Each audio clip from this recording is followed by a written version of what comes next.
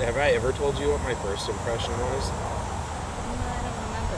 Oh, I thought for sure you were like stuck up and cooler than everybody else. It was because you were so quiet, you didn't talk to anybody, and I thought that was like, oh, look at me, I'm too cool to talk to you. And then once you get to know me, I don't shut up. When I first met him, it was at work. He was very friendly with everybody. He makes everybody laugh, and I think that's a great quality. He asked me to hang out as friends first, so we started out hanging out as friends. After we didn't hang out for a while, I told my parents that I wanted to date her. They liked you when we were just friends. And then after we started dating, flat out told me if things don't work out between the two of you, we're taking her, so. They did. He is their favorite guy I've ever brought home. He fits in perfect with my family, and I think it's hilarious that our families are like, we'll just swap, you know? It doesn't work out. They just have the same kind of humor, and they just connect very well, and he's respectful, and they just really enjoy his company. And then I was like, I should really ask her on a date. Which one counts as the first date? I like counting the baseball game as our first date, but we didn't officially start dating then. So it was like the best date ever. It was at the Red Hawks baseball game in the middle of the summer. Can't remember if they won or lost. Yeah, I don't remember that either. If that one didn't count as Yeah. an official date, well then it would be like December 2019. We went and played pool and darts. Yeah, and I kicked his butt. At all Every of it. time. Yeah, it didn't matter what we played or how long we played. I lost all of it, which was really fun for me. But it didn't matter because I was like, I finally got my date. We got engaged June 18th. Yep. We Oh, were visiting my family and my best friend, and then he had to go to dinner with my best friend and I. And while I was in the bathroom, he decided to tell her his plan. yeah, we had a very limited window, Yeah, but I got out all the pertinent details. but I knew something was up. Yeah. No, you didn't. I did. He doesn't think so. I knew what.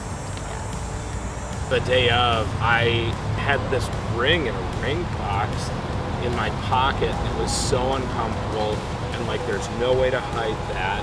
I like deliberately would have to make sure that I had the right angles so that she couldn't see that I had a big box in my pocket. Yeah. We had a whole day of it. It was like play pool, go to a baseball game, and then at the end of the baseball game, again, going back to the first date, I figured I'd propose at the fountain outside the Red Hawks Stadium. That's how I knew when we went to a Red Hawks game. Oh man. That was a dead giveaway. Yeah, and I was not nervous at all until everybody's leaving the stadium, and then it was like, oh my gosh, I have to actually do this. But it worked out for you that I had to tie my shoe.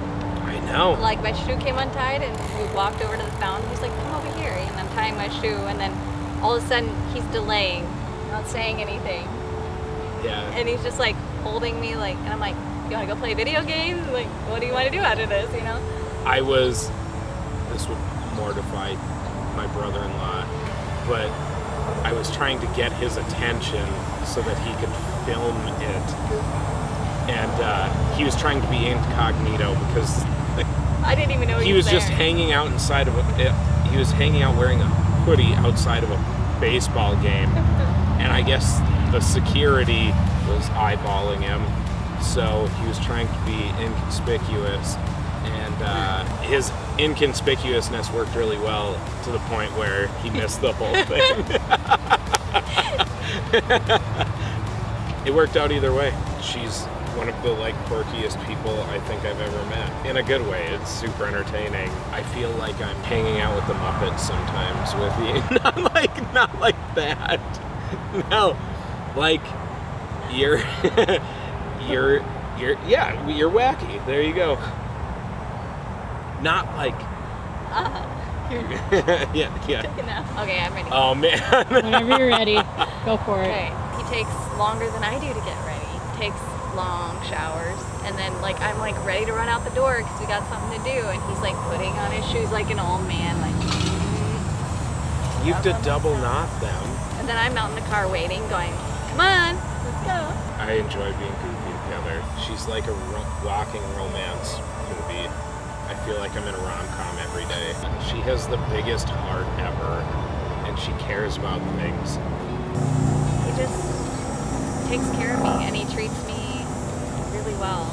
I haven't had that, so I value that. She provides a lot of structure. I think our different experiences help us. Yeah, I think it helps kind of fill in the gaps. Kind of got shoved into parenting, so I've gotten a view of what he would be like with our own children. And I think he adds a lot to it, where as a single parent, it's really hard to balance mercy and justice, where you're, caring for your child and then where you have to punish them and give them structure. It's very difficult to do. And I think he brings a level of both that helps me out so that I don't have to feel like I have to compensate for what's missing. I just feel like you saved me. I mean, not in like the princess way, but just I felt like I was always in fight or flight, being a single parent and trying to make my way in the world. He offered things in life that I wouldn't have found somewhere else. Like, he brought me to the church where I was wavering in my faith and not continuously going to church or doing things that are right according to God. And, he'll confront me when I'm wrong. And I may not like it, but he sets me straight when I need to be.